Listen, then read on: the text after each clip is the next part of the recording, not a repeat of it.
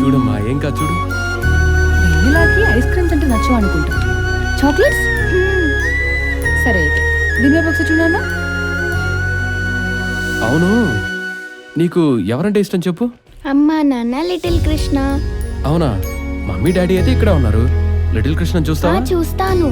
అయితే అక్క చూపించే లైట్ లో లిటిల్ కృష్ణ కనిపిస్తాడు చూడు.